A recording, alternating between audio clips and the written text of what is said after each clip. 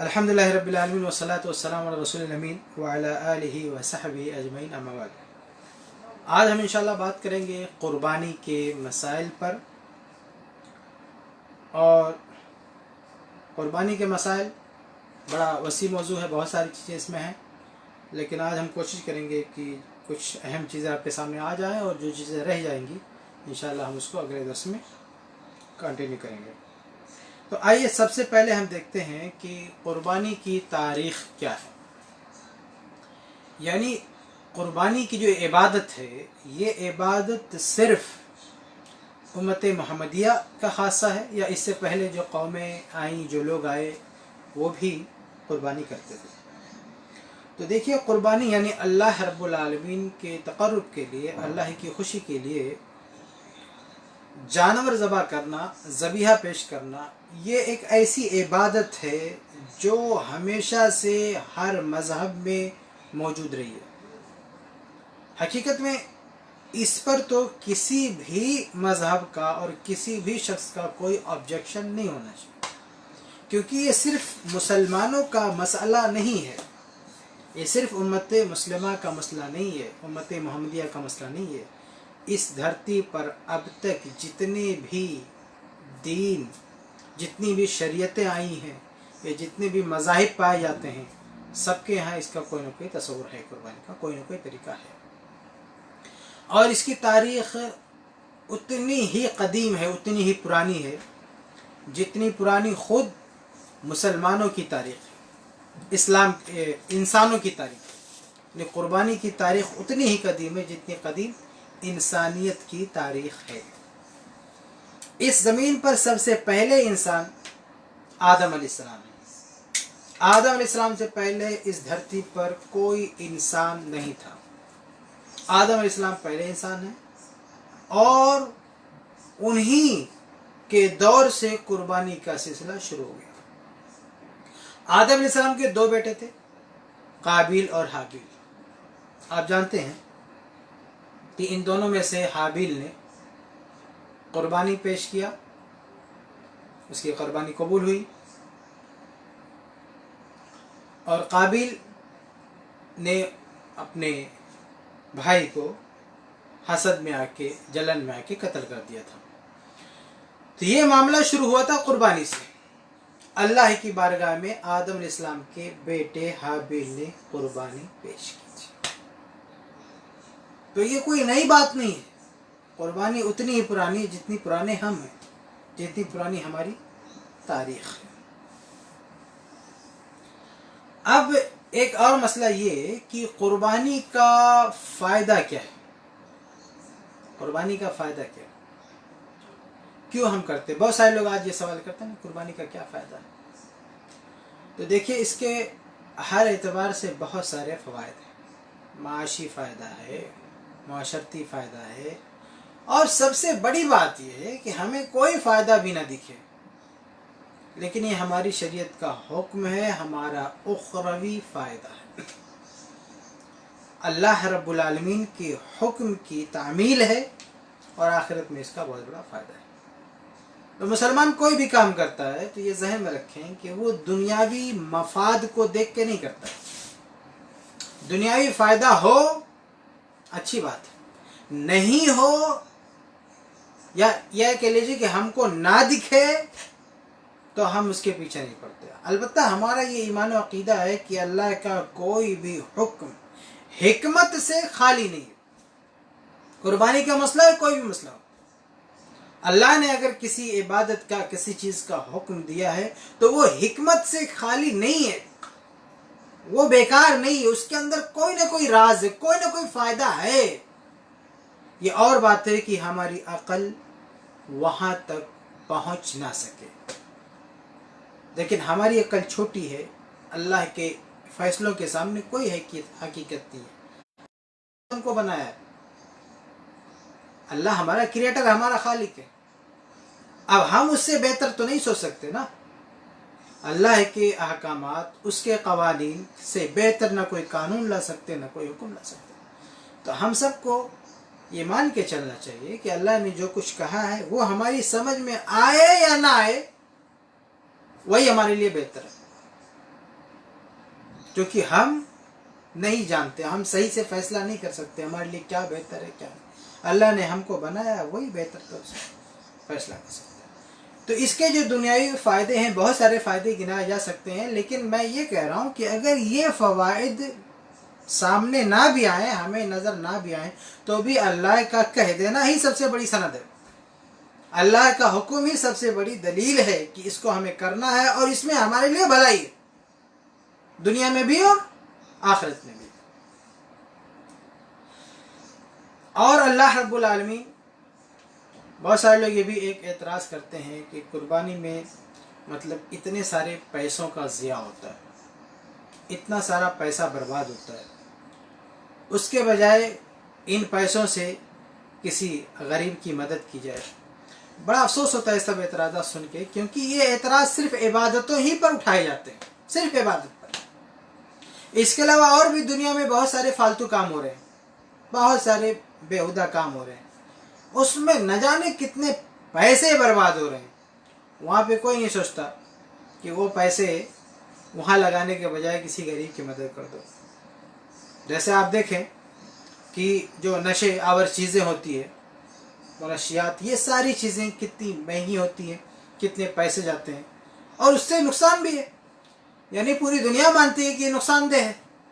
तो एक चीज़ जिसके बारे में कंफर्म है कि ये इंसानों के लिए नुकसानदेह, नशे वाली चीज़ें कंफर्म है कि ये इंसानियत के लिए नुकसानदेह है, पूरी दुनिया का इत्तेफाक है, पूरे डॉक्टरों का इत्तेफाक है, और ये इस कदर नुकसानदेह है कि वो जो तंबाकू का डब्बा होता है वो खुद बोलता है कि ये तुम्हारे लिए नुकसानदेह हूँ।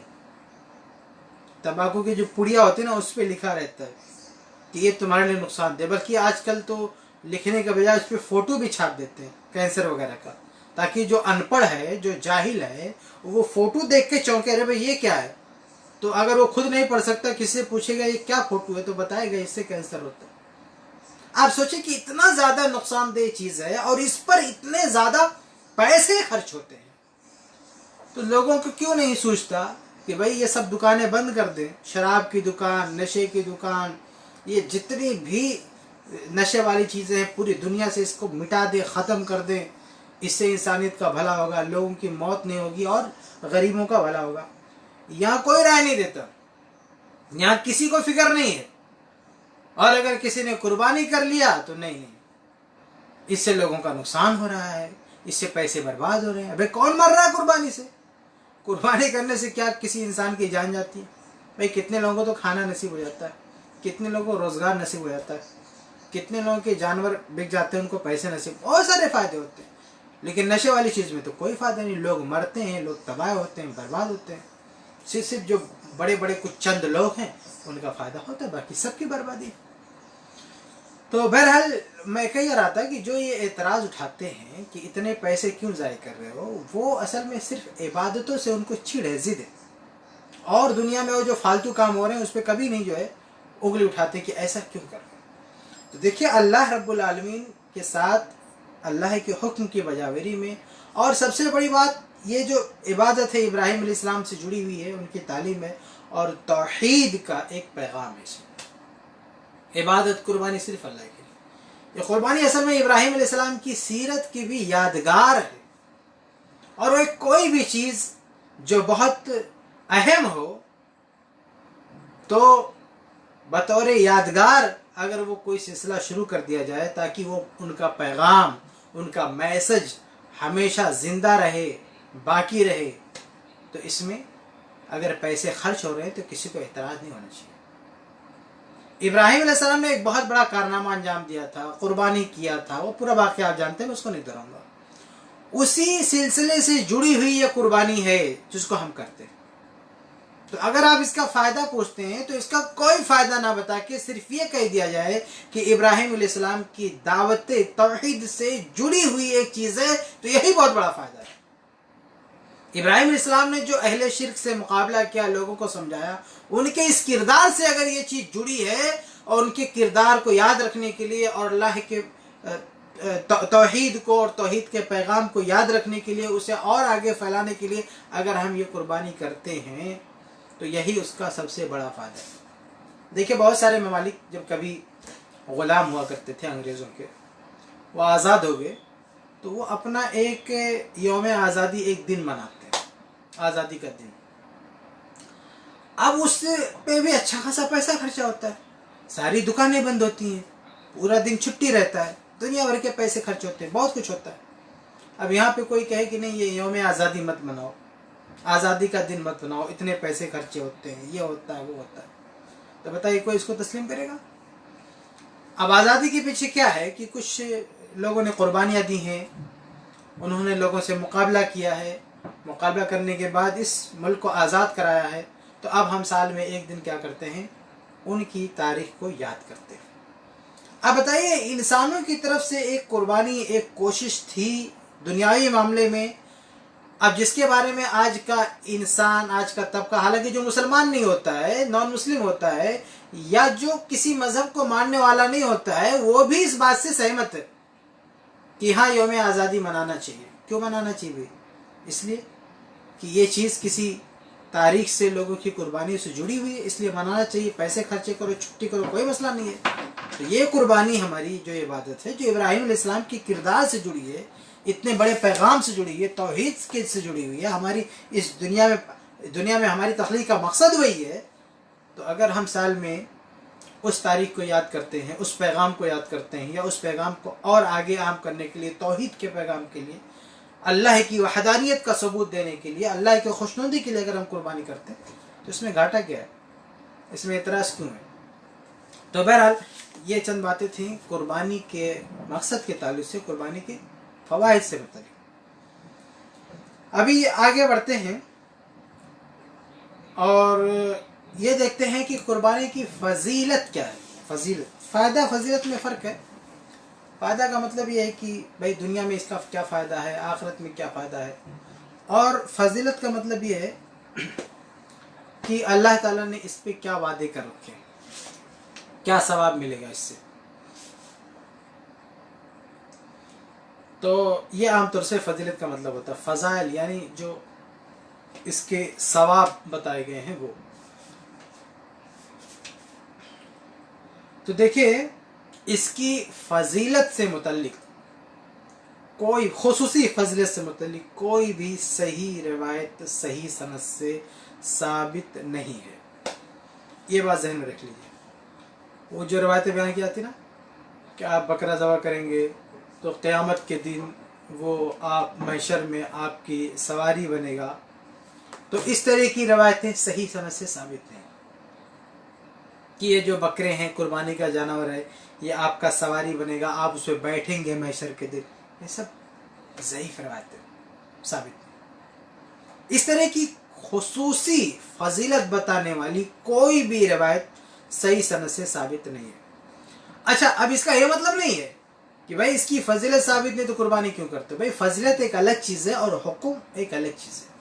भाई अल्लाह का हुक्म है कुर्बानी करो, और अल्लाह के नबी सल्लल्लाहु अलैहि वसल्लम का हुक्म है कुर्बानी करो। अल्लाह का हुक्म है, अल्लाह के रसूल का हुक्म है, अल्लाह उसके रसूल का हुक्म है, ये हुक्म साबित है हमको करना है। अब ये है कि इस हुक्म पर आखिरत, यानी ये जब अमल करेंगे तो इस अमल पर आखिरत के लिहाज से कोई खुसूसी ऐसी चीज़ है कि नहीं है, तो वो एक दूसरे मसला है। उमूमी लिहाज से तो ये बात है कि भाई हर अमल का सवाब है, ये तो जनरल बात है, लेकिन ख़ास कुर्बानी को मेंशन करके उसका कोई खुसूसी सवाब बताया गया हो, इस जानवर का, इसका, तो ऐसी कोई बात नहीं मिलती है। लेकिन बहरहाल ये हुक्म है, और हुक्म को मानना अपने आप में खुद दलील है कि वो चीज़ साबित है, और उसका सवाब भी उमूमी उसूलों से उसका एक सवाब भी तय है।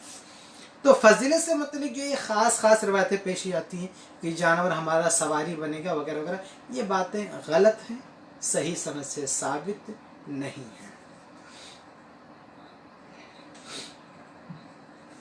आगे बढ़ते हैं। अब ये बात करते हैं कि कुर्बानी का हुक्म जो है उसका दर्जा क्या है।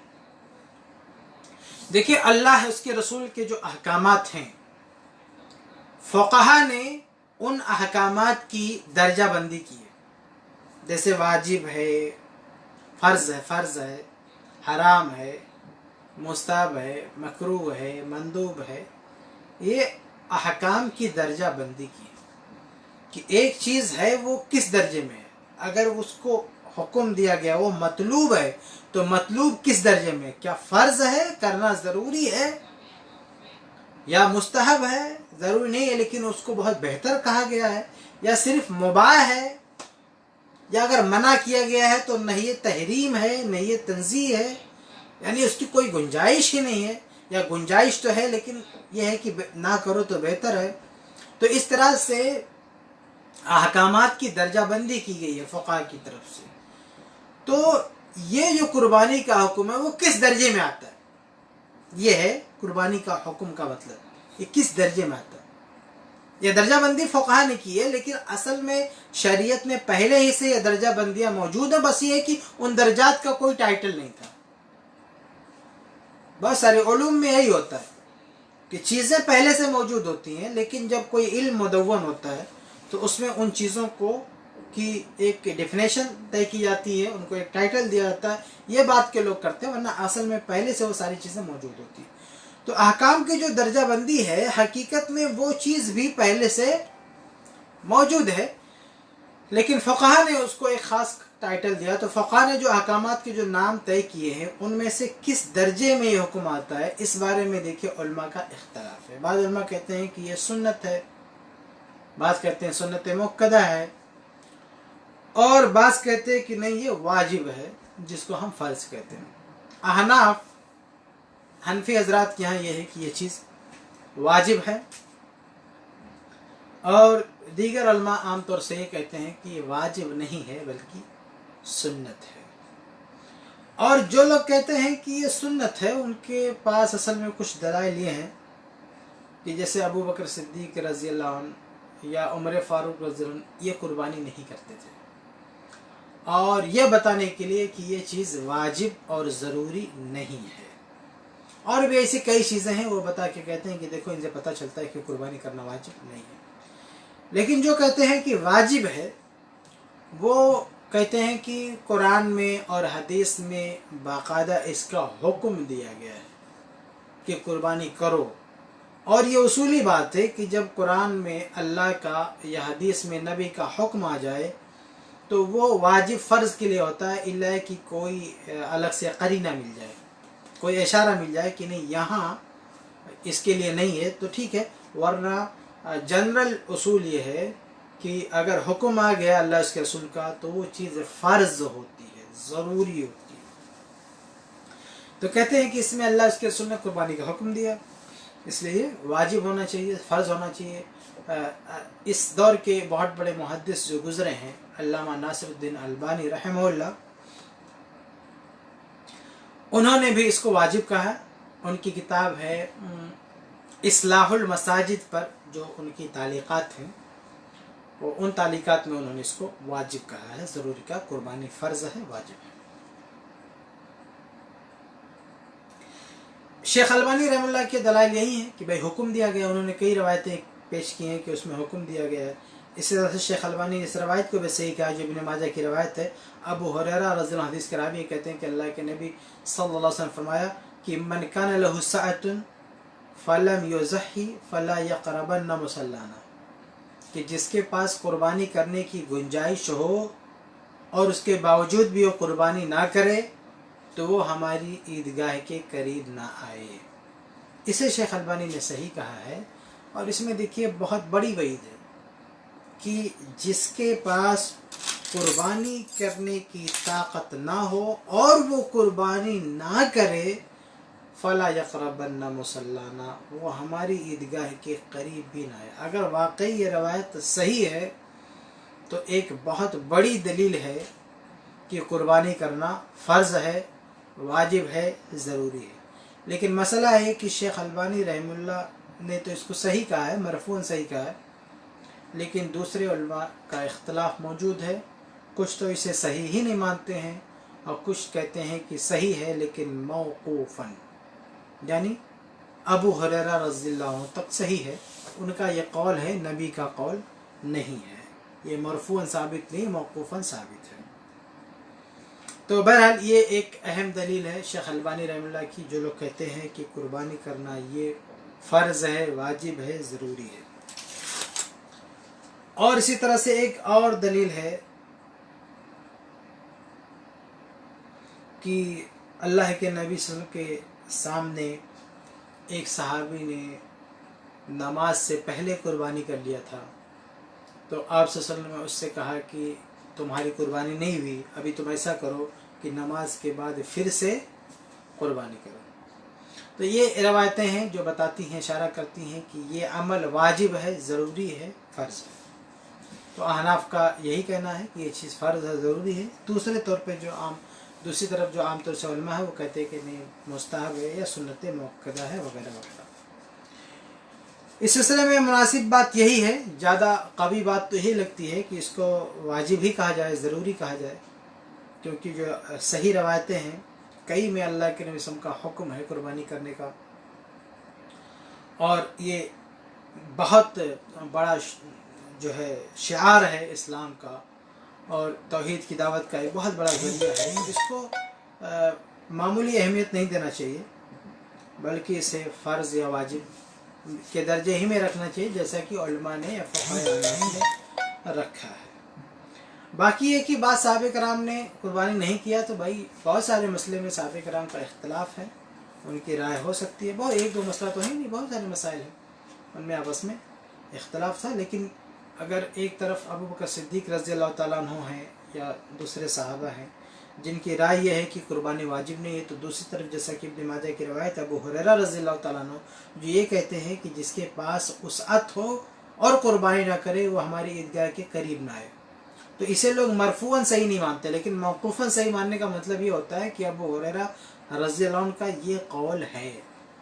तो अबू हुरैरा रज़ी अल्लाह अन्हु का जब ये कौल है, तो अबू हुरैरा रज़ी अल्लाह अन्हु का कौल ये बता रहा है कि भाई कुर्बानी बहुत कीमती चीज़ है, बहुत ज़रूरी है, उसको करना चाहिए। तो इसको हम समझते हैं कि भाई इसमें किसी तरह की सुस्ती ना हो, और इस अजीम शान इबादत को कोई मामूली दर्जा ना दिया जाए, बल्कि इसे वाजिब कहा जाए, फ़र्ज़ कहा जाए, इसकी गुंजाइश है। आगे हम बात करते हैं कि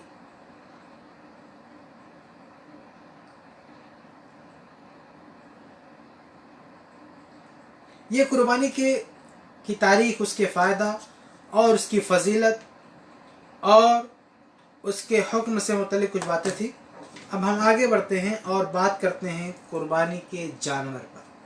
दूसरा मसला, अगला मसला कुर्बानी का जानवर, और हम इसी पर बात करके आज का दर्स इंशाल्लाह ख़त्म करेंगे, और उसके बाद जो मसाइल होंगे हम इंशाल्लाह उसको बाद में देखेंगे। कुर्बानी का जानवर यानी कुर्बानी का जानवर कैसा होना चाहिए। तो देखिए, इस बारे में एक हदीस है, सुनन अबी दाऊद की हदीस नंबर 2802। सिर्फ ये हदीस आप अपने सामने रख लें तो इंशाल्लाह काफ़ी हद तक, मुकम्मल तो नहीं लेकिन काफ़ी हद तक कुर्बानी के जानवर से मुतल्लिक मसला आपको मालूम हो जाएगा। वो रवायत क्या है? बरा बिन आजिब रज़ी अल्लाह अन्हु की रवायत है। कहते हैं कि अल्लाह के नबी सल्लल्लाहु अलैहि वसल्लम ने कहा कि क़ाम फ़ीना रसूलुल्लाह, कि अल्लाह के नबी हमारे बीच में खड़े हुए, व असाबी अक्सर मिन असाबी, और मेरी जो ये उंगलियां हैं, ऐसे असल में बरा बिन आजिब ने ऐसे हाथ उठाया चार, और चार हाथ उठाने के बाद क्या कहा कि मैंने हाथ तो उठा दिया क्योंकि अल्लाह के नबी ने ऐसे हाथ उठाया था, लेकिन मेरा यह हाथ छोटा है, मेरी उंगलियां छोटी है, नबी जैसी नहीं। कहा फ़क़ाल अरबउन, अल्लाह के नबी ने ऐसे चार एक उंगली उठाई, कहा अरबउन, चार चीज़ें ला तजूज़ु फ़िल अज़ाई, कुर्बानी में जायज़ नहीं, यानी चार अयूब जो जानवर में पाए गए उस जानवर की कुर्बानी जायज़ नहीं है। वो चार अयूब क्या है? एक है अल औराउ बैइनुन औरुहा, काना जिसकी आँख खराब हो, जानवर उसकी आँख खराब हो और उसकी आँख की खराबी बैइनुन ज़ाहिर हो, नहीं ऐसा नहीं कि आँख के अंदर कोई खराबी हो, अंदर कोई खराबी हो हम उसके मुकल्लफ नहीं, उसको मालूम करने के जानने के मुकल्लफ नहीं, بظاہر اگر آپ دیکھیں اور دیکھنے سے لگے کس کی آنکھ خراب ہے اس کی قربانی نہیں کر سکتے، پہلا ہے۔ دوسرا والارجاء بین ذلؤھا، لنگڑا جانور جس کا لنگڑا پن بالکل ظاہر ہو۔ اب یہاں بھی ہاتھ پاؤں میں اگر کوئی خرابی ہے اور دکھ نہیں رہی ہے تو کوئی مسئلہ نہیں، لیکن بظاہر دکھنے میں لگتا ہے کہ یہ جانور تو لنگڑا ہے تو اس کی قربانی نہیں کر سکتے۔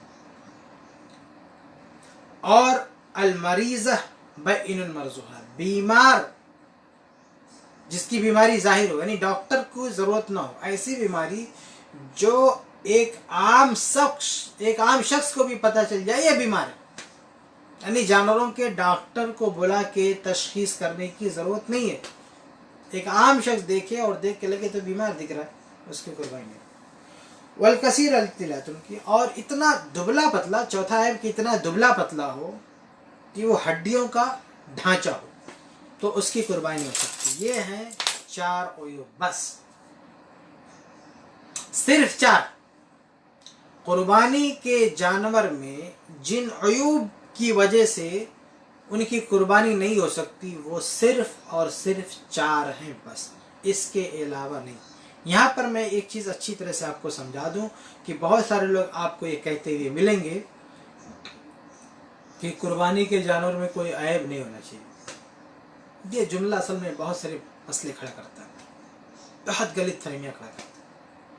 اکثر دیکھیں لوگ کہتے ہوئے نظر آئیں گے قربانی کے جانور میں عیب نہیں ہونا چاہیے، قربانی کے جانور میں کوئی عیب نہیں ہونا چاہیے۔ بھائی یہ بات کہاں ہے قربانی کے جانور میں عیب نہیں ہونا چاہیے؟ یہ بات نہ قرآن میں نہ حدیث میں، قرآن کی کسی آیت میں، اللہ کے نبی صلی اللہ علیہ وسلم کی کسی حدیث میں بھی یہ وارد نہیں ہے کہ قربانی کے جانور میں کوئی بھی عیب نہیں ہونا چاہیے، ایسا کہیں نہیں لکھا۔ قرآن و حدیث میں صرف یہ ہے، اللہ کے نبی صلی اللہ علیہ وسلم کی حدیث میں صرف یہ ہے کہ جانور میں فلاں عیب نہیں ہونا چاہیے، کوئی عیب نہیں ہونا چاہیے، ایسا نہیں ہے، بلکہ وہ محدود عیوب ہے، وہ ہے 4 کہ یہ 4 عیب نہیں ہونا چاہیے، باقی ہزاروں عیب ہو کوئی مسئلہ نہیں، لیکن یہ 4 عیب نہیں ہونے چاہیے۔ اور حقیقت میں یہ 4 عیب نہیں ہے تو باقی کوئی بہت بڑا عیب اس میں نہیں ہو سکتا ہے۔ اس لیے یہ کہنا کہ قربانی کے جانور میں کوئی بھی عیب نہیں ہونا چاہیے یہ غلط ہے، یا نہ قرآن میں نہ حدیث میں، صرف اور صرف 4 عیب بس۔ اچھا، اس غلط فہمی کا نتیجہ کیا ہوتا ہے جانتے ہیں؟ قربانی کے دنوں میں ہمارے یہاں ایک بحث شروع ہو جاتی ہے، وہ یہ کہ وہ جو ہوتا ہے خسی والا جانور، خسی، ارے وہ بکرا یا وہ جانور جس کو خسی کر جاتا ہے، خسیہ اس کا نکال لیا جاتا ہے، جس کو ہمارے یہاں انڈو کہتے ہیں، تو ایسا جانور کی قربانی جس کا خسیہ نکال دیا گیا اس کی قربانی کر سکتے کہ نہیں؟ تو ہمارے یہاں بحث کیا ہوتی ہے پتہ ہے؟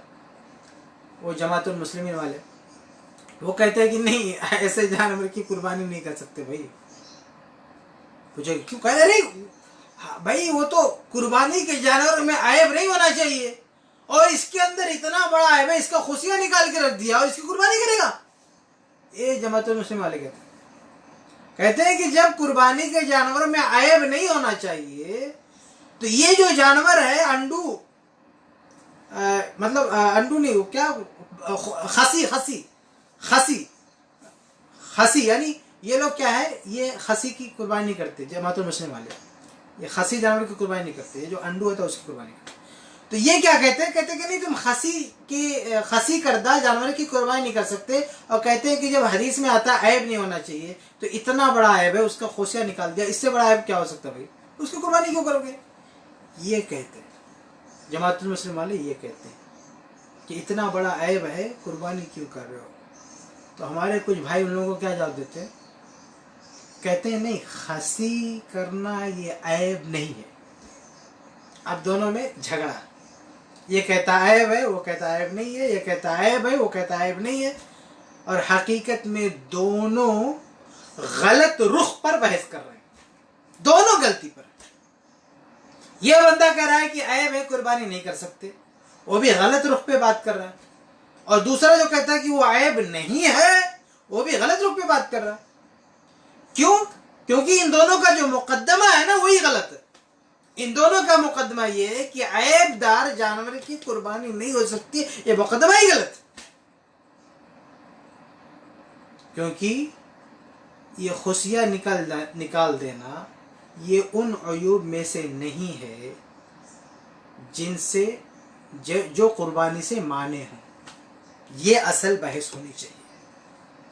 بحث اس پر نہیں ہونی چاہیے کہ جانور کا خصیہ نکال دینا عیب ہے کہ نہیں. عیب ہے مان لو، لیکن اس یہ عیب قربانی سے مانے ہے کہ نہیں، اس پر بحث ہونی چاہیے کہ یہ عیب قربانی سے مانے ہے کہ نہیں. ہم مانتے ہیں عیب ہے، چلو میں ڈنکے کی چوٹ پہ کہتا ہوں عیب ہے، لیکن اس کے باوجود بھی اس کی قربانی کر سکتے. کیوں؟ کیونکہ یہ عیب ان عیوب میں سے نہیں ہے جن کو گنا کے نبی نے کہا کہ اس کو قربانی نہیں کر سکتے. اور آپ کے نبی کے دور میں بھی خصی ہوتے تھے، ایسا تو ہے نہیں کوئی آج نوازل میں سے ہے آج یہ شروع ہوا ہے، وہ تو زمانے سے ہو رہا ہے. اس دور میں تو جانور تو جانے تھے، انسان کا بھی خصی ہوتا تھا. وہ جو غلام ہوتے تھے نا، کتنے لوگ خصی کر دیتے تھے ان کا، تو وہ تو ایک عام سی بات تھی اس زمانے میں. لیکن آپ سے سب نے بالکل نہیں، آپ نے اس سے منع نہیں فرمایا. تو اصل بات یہ ہے کہ خصی کرنا یہ گرچہ عیب ہے، لیکن یہ عیب ان عیوب میں سے نہیں ہے جو قربانی سے مانے. تو یہ بہت اہم نقطہ ہے، اس کو ذہن میں رکھیں آپ. یہ جو حدیث ہے اس میں صرف 4 عیوب ہیں کہ ان جانور کے اندر 4 عیب پائے گئے، اس کی قربانی نہیں ہو سکتی. 4 کے علاوہ اگر دوسرے عیوب پائے گئے قربانی ہو سکتی. اچھا یہ بات یاد دلا دو، کسی کے ذہن میں آ رہا ہوگا کہ وہ سنن نسائی اور ابن ماجہ وغیرہ کی روایت ہے علی رضی اللہ تعالیٰ عنہ کی، جس میں یہ آتا ہے کہ آپ نے کہا کہ امرنا رسول اللہ علیہ وسلم نے ہم کو حکم دیا نستشرف العینین والاذنین، کہ ہم جانور کو چیک کر لیں، اس کی آنکھ اور اس کے کان بھی چیک کر لیں. تو آنکھ تو وہی ہے جو 4 میں سے ایک ہے، لیکن اس میں ایک اور چیز ایڈ ہو رہی ہے، کان، کہ کان کو بھی چیک کر لو. تو کسی کے ذہن میں آ سکتا ہے کہ یہ 4 بتا رہے ہو آپ، لیکن ایک حدیث میں تو کان کا بھی ذکر ہے. تو بھائی وہ حدیث صحیح نہیں ہے. جس میں کان کا ذکر ہے نا علی رضی اللہ عنہ کی، وہ حدیث صحیح نہیں ہے. اس کی کچھ سندوں کو تو شیخ البانی رحمہ اللہ نے خود ضعیف کہا ہے، جو نسائی وغیرہ کی روایت ہے. اور ایک اور روایت جو غالباً ترمذی اور کتابوں میں ہے، اس میں ایک راوی ہے وہ ضعیف ہے. میری جو کتاب ہے ایام قربانی، وہ تو قربانی کے دنوں پر کتاب ہے، وہ جانور پر بحث نہیں ہے، لیکن راوی وہی ہے. اس پہ ایک پوری تفصیل سے میری بحث موجود ہے، آپ اس کو دیکھ سکتے ہیں. وہ راوی ضعیف ہے. تو یہ جو کان والی روایت ہے نا، وہ صحیح سند سے ثابت نہیں ہے. صرف 4 عیب ہے، بس کچھ نہیں، صرف 4 عیب. اور آپ یہ بھی تو غور کریں، اللہ کے نبی نے حسر کے ساتھ 4 کہا ہے. ایسے 4 انگلی اٹھائی اور یہ حسر ہے. جب حسر کے ساتھ بات کہی جاتی ہے تو یہ خود اشارہ ہے کہ 5ویں عیب کی گنجائش نہیں ہے، صرف 4 عیب. اچھا ایک اور چیز آپ کے سامنے واضح کروں، کسی کے ذہن میں یہ بات آ رہی ہوگی کہ یہ تو صرف 4 عیب کہہ رہے ہیں، لیکن صحیح مسلم کی ایک حدیث ہے لا تذبحوا الا مسنہ، کہ اسی جانور کی قربانی کرو جو دانتا ہو، جس کے دانت ہوں. غیر دانتا کی قربانی کر سکتے. تو یہ بھی تو ایک عیب ہے، تو اس کو اس میں ایڈ کیوں نہیں کرتے؟ تو اس کا جواب یہ ہے کہ بھائی وہ عیب نہیں ہے، ہم اس کو عیب نہیں مانتے. یہ مانتے ہیں کہ ایک جانور میں یہ بھی ایک شرط ہونی چاہیے کہ وہ دانتا ہو، لیکن اس میں بھی ایک ایکسپشن ہے کہ دمبا ہو، بھیڑ ہو، 1 سال کا چل جائے گا. لیکن اس کے علاوہ جو عام جانور ہے اس میں یہ شرط ہے کہ وہ دانتا ہونا چاہیے. لیکن بھائی ہم عیب پر بات کر رہے ہیں، دانتا نہ ہونا یہ عیب کی بات نہیں ہے، یہ نیچرل ہے، فطری چیز ہے. ایک جانور کی جب ایک خاص عمر آتی ہے تب اس کو دانت آتے ہیں. اب اس عمر سے پہلے اس کو عیب دار تھوڑی کہیں گے. بھائی آپ کے یہاں چھوٹا بچہ پیدا ہوا ہے، ایک لڑکا پیدا ہوا، بیٹا پیدا ہوا آپ کا، وہ جس دن پیدا ہوتا ہے اس کے منہ میں دانت ہوتے ہیں؟ نہیں ہوتے. تو کیا کہیں گے؟ وہ تو عیب دار پیدا ہوا ہے. یا 5-6 مہینے تک بچے کے منہ میں دانت نہیں آئے تو کیا کہیں گے؟ یہ تو عیب ہے، اس کے منہ میں دانت ہی نہیں ہے. ارے بھائی وہ عیب نہیں، ابھی اس کا ٹائم نہیں آیا ہے، وقت آئے گا تو دانت آئے گا اس کو، لیکن جب تک دانت آنے کا وقت نہیں آ رہا تب تک اس بچے کو عیب دار نہیں کہہ سکتے، وہ نیچرل ہے، فطری چیز ہے، کامن چیز ہے۔ ایسے ہی جانور کا مسئلہ ہے، اگر جانور کے اندر دانت نہیں آئے، دانتا نہیں ہے، تو یہ جانور کا عیب نہیں ہے، یہ نیچرل بات ہے، ایک وقت آئے گا دانت آئے گا اس کو، اس لیے ہم اس کو پانچواں عیب نہیں بولتے، یہ عیب نہیں ہے بلکہ ایک اضافی شرط ہے کہ دانتا ہو۔ تو اس حدیث کو مسلم کی حدیث کو ملا کے اور یہ جو 4 عیوب والی حدیث ہے، دونوں کو ملا کے ہم کیا کہتے ہیں کہ جانور میں 2 چیزیں دیکھنا ہے، 4 عیب نہ ہو پلس دانتا ہو، 4 عیب نہ ہو اور دانتا نہ ہو، یہ دانتا ہونے والے کو ہم عیب نہیں مانتے۔ تو یہ باتیں، اتنی بات صرف آپ ذہن میں رکھ لیں تو آپ انشاءاللہ بہت ساری مشکلات سے بچ جائیں گے۔ آپ صرف اتنی بات ذہن میں رکھیں، قربانی کا جانور لینا ہے، یہ 4 عیب نوٹ کر لیں، یہ دیکھیں 4 عیب نہیں ہے، ٹھیک ہے، اس کے بعد دوسری چیز کا دیکھیں دانتا ہو، بس، اور آپ کو کچھ نہیں دیکھنا، جانور دانتا ہو، 4 عیوب نہ ہو، آپ اسے لے سکتے ہیں، کوئی مسئلہ نہیں ہے۔ ہاں یہ بات بھی ہے کہ اگر کوئی بندہ سوچے کہ یار اس کے ساتھ ساتھ اور بھی جانور اچھا ہو، صاف ستھرا ہو، کوئی دوسرا بھی عیب نہ ہو، تو بہت اچھی بات ہے، لے اس کو، بہت اچھی بات ہے، اس کو لے، اس میں کوئی حرج کی بات نہیں ہے۔ لیکن اگر وہ یہ کہے کہ سب لوگ ایسا ہی کرو تو غلط ہو جائے گا۔ یہ جو حدیث میں نے آپ کے سامنے پڑھی ہے نا 4 عیوب والی، اسی میں آگے یہ بھی ہے سنن نبی داؤد میں کہ صحابی کے شاگرد نے کہا کہ میں چاہتا ہوں کہ اس کے اندر اور بھی عیوب نہ ہوں، جیسے دانت وغیرہ کا اور مسئلہ انہوں نے گنا، یہ بھی نہ ہو۔ تو صحابی نے کہا کہ بھائی اگر تم چاہتے ہو کہ اس کے اندر اور بھی عیب نہ ہو تو یہ تمہارا مسئلہ ہے، تمہاری چوائس ہے، لیکن تم اسے دوسروں پر واجب نہیں کر سکتے۔ تو ہم یہ نہیں کہتے کہ دوسرے عیوب ہیں تو بالکل آپ اس پہ دھیان نہیں دے سکتے، آپ دھیان دے سکتے ہیں، آپ چاہیں تو جانور ریجیکٹ کر سکتے ہیں، آپ چاہیں تو اس کو نہ خریدیں، کوئی مسئلہ نہیں، بہت اچھی بات ہے، آپ بالکل صحیح سالم جانور لائیں، لیکن اس کو آپ دین نہیں بنا سکتے، اس کو آپ سب لوگوں کے لیے لازم نہیں کر سکتے، آپ کی چوائس ہے، آپ کی پسند ہے، آپ کا مسئلہ ہے، لیکن جو گنجائش ہے دوسرے لوگوں کے لیے وہ گنجائش آپ ختم نہیں کر سکتے، ٹھیک ہے۔ تو یہ 2 چیزیں صرف جانور سے متعلق ذہن میں رکھیں، 4 عیب نہ ہو، دانتا ہو، بس یہ 2 چیزیں آپ نے دیکھ لیا، خلاص وہ جانور قربانی کے قابل ہے۔ اب یہ جو مسئلہ لوگوں کو نہیں معلوم ہوتا نا، لوگوں کو ذہن میں رہتا ہے کوئی جانور میں کوئی عیب نہیں ہونا چاہیے، اس کا نتیجہ کیا پتا، اس کا انجام کیا ہو رہا ہے پتا، ایک تو جماعت المسلمین اور سے جھگڑا ہو رہا ہے صبح شام، وہ کہتے ہیں خسی جانور کی قربانی نہیں کر سکتے، وہ کہتے ہیں وہ خسی والا عیب ہے، اور ہمارے بہت سارے بھائی کہتے ہیں عیب نہیں ہے، وہ عیب ہے کہ نہیں، اسی پر ساری بحث ہو رہی ہے، یہ ایک نقصان۔ دوسرا نقصان یہ ہے کہ جب آج کل جب دیونار، ہمارے یہاں دیونار جو مارکیٹ ہے وغیرہ کی، اس میں جب جاتے ہیں جانور خریدنے کے لیے تو وہ آج کل تو واٹس ایپ آ گیا بھائی، واٹس ایپ، اب واٹس ایپ سے کیا کرتے ہیں، کوئی اس کی پوچھ ہے، پوچھ تھوڑا کٹا ہے، فوٹو کھینچے گا، مولانا لوگوں کو بھیجے گا، بس ابھی دیکھیے تھوڑا سا پوچھ کٹی ہے، اس کی قربانی کر سکتے ہیں، کہیں کچھ چمڑے میں کچھ کھروچ آ گیا، اس کی فوٹو کھینچے گا، کلک کیا، بھیج دیا کسی مولوی کو، او مولوی صاحب دیکھ کے بتاؤ اس کی قربانی ہوگی، وہ جانور کا پورا اس کا کبھی اس کا ادھر کا فوٹو ادھر کا فوٹو ادھر کا فوٹو علماء کو بھیج کے پریشان کر کے تنگ کر کے رکھ دیا، کیوں؟ بیچاروں کو پتا نہیں ہے کہ وہ سب دیکھنے کی ضرورت نہیں ہے، آپ صرف یہ 4 عیب دیکھیے، اور وہ بھی ایک عالم کا کام نہیں ہے، اگر کوئی ایسا عیب ہے جو آپ نہیں پکڑ پا رہے ہو اور عالم آ کے پکڑے تو وہ عیب قربانی سے مانے نہیں ہے،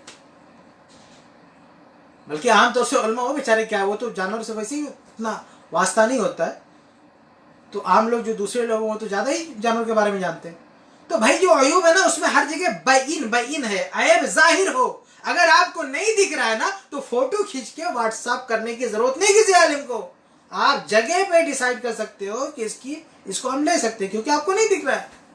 اسلام نے جو یہ शराइत रखे ना कुर्बानी के, इतने आसान रखे हैं कि किसी के लिए दुश्वारी नहीं हो सकती, लेकिन हमने इसको इतना मुश्किल बना दिया है हकीकत में कि एक आमी आदमी फैसला ही नहीं कर पा रहा है कि ये जानवर हम ले सकते कि नहीं ले सकते।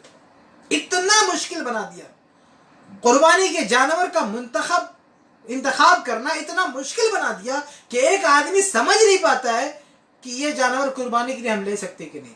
इसलिए मेरी गुजारिश है कि इस चीज़ को आसान बनाइए, मुश्किल मत बनाइए। मुश्किल बनाने का अंजाम ये है कि वो या तो किसी आलिम को साथ में ले, चलो मौलाना बकरा खरीदना है, या नहीं ले गए तो वहाँ से उसको तंग करेंगे, फ़ोन करके परेशान करेंगे। तो खुलासा ये कि मेरे भाइयों, जानवर में सिर्फ आपको 4 अयूब देखने हैं और ये दाता। और जानवर से मुतल्लिक वक्त ख़त्म हो रहा है, थोड़ा सा